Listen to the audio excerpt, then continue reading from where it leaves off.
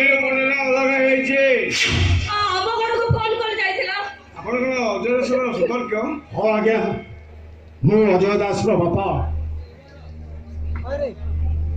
ହେଲେ ଇଏ ମୋ ପୁଅ ହୋଇନଥିବ।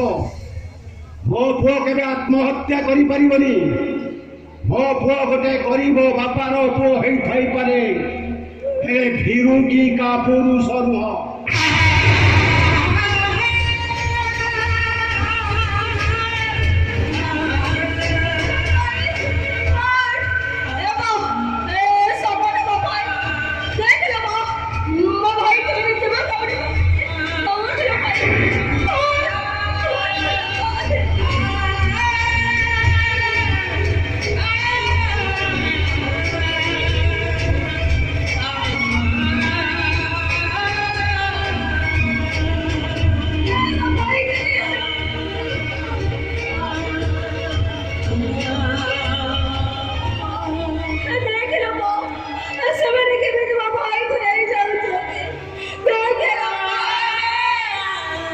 ଦେଖିଲେ କ'ଣ ମୁଁ ସହିପାରିବି?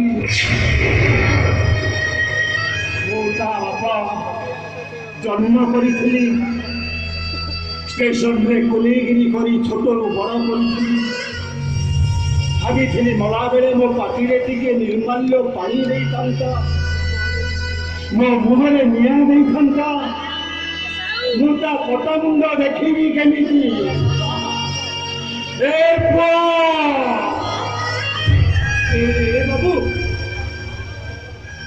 ଉଠନ୍ତୁ, ବାବୁ ଉଠନ୍ତୁ। ଆପଣ ଏମିତି ଅଧୈର୍ଯ୍ୟ ହେଲେ ଆପଣଙ୍କ ଝିଅକୁ କିଏ ଧୈର୍ଯ୍ୟ ଦେବ? ବାବୁ ଉଠନ୍ତୁ।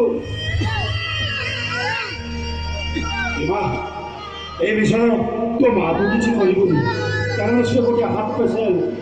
ସିଏ ତା ପୁଅକୁ ବହୁତ ଭଲ ପାଏ, ତାକୁ କିଛି କହିବୁନି, କିଛି ଜଣେଇବୁନି ତାକୁ। ମା ସବୁ ଜାଣି ଯାଇଥିବ ଲୋ ମା। ସେ ମୋ ସାଥିରେ ଆସିଥିଲା।